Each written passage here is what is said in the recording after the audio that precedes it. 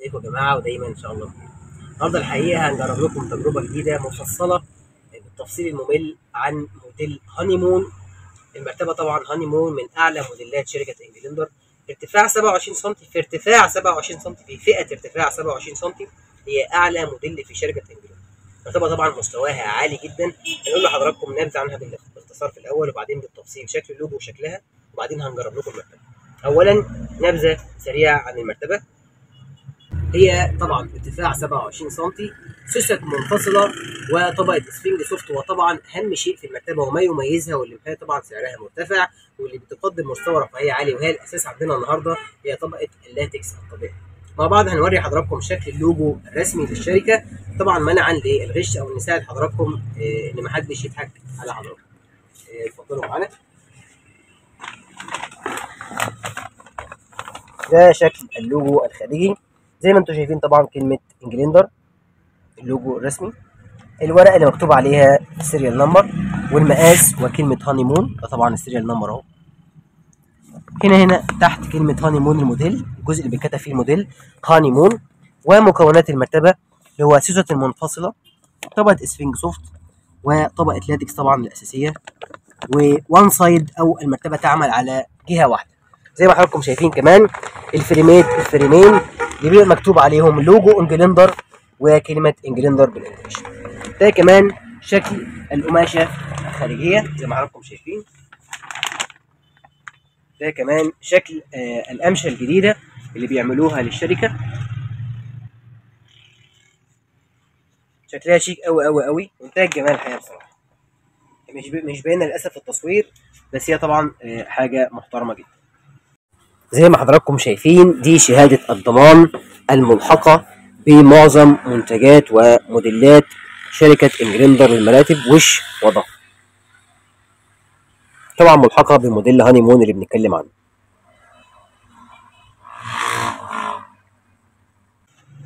شرح بقى المرتبه. هي المرتبه على الطبيعه هنجربها لحضراتكم. اولا هو جزء السوسته المنفصله. الجزء الاساسي للمرتبه هو السوسته المنفصله اللي طبعا فيها كذا ميزه. الميزه الاساسيه فيها هي مستوى العزل عن الشخص اللي ينام جنبك. يعني ايه؟ يعني لو اثنين ناموا على السرير، طبعا معلش اعذروا ان القطاع ده قديم شويه، لكن عشان نوري حضراتكم بالتفصيل.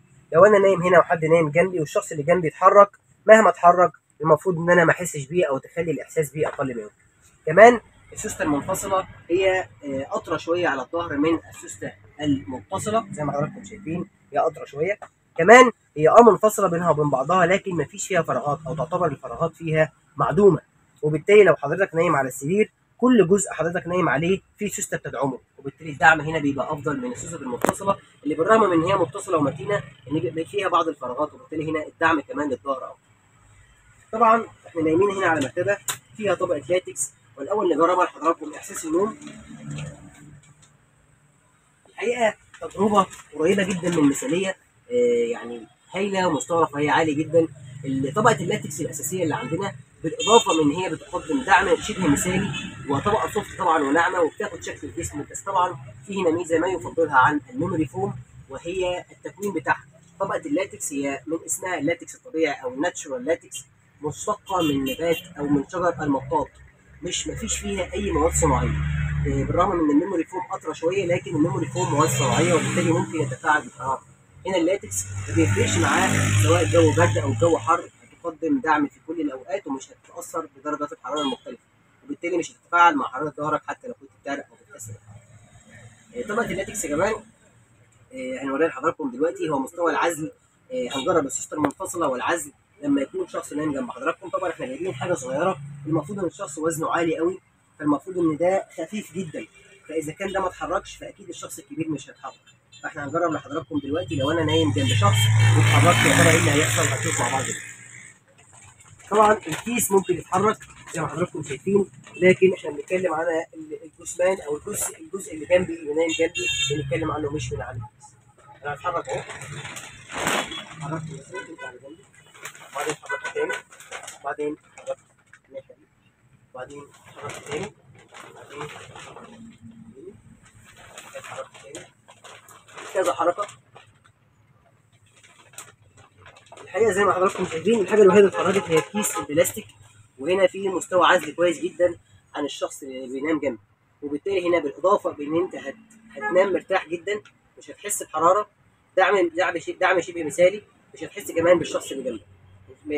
في اعتقادي ان المرتبه دي اللي عايز يجيب مرتبه مستوى رفاهيه عالي جدا جدا جدا مش هتلاقي حاجه احسن من كده. حتى لو ارتفعنا عن كده فاحنا ممكن نجيب حاجه يعني ارتفاع عالي قوي، لكن في ارتفاع او في 27 سم مفيش احسن من كده. شكرا لحضراتكم، يا رب تكونوا استفدتم. السلام عليكم. ما تنسوش تعملوا لنا لايك وفولو على صفحاتنا على اليوتيوب والفيسبوك. على اليوتيوب توكيل مراتب ينسم بدمياط، وعلى الفيسبوك توكيل مراتب ينسم دمياط. شكرا لحضراتكم، السلام عليكم.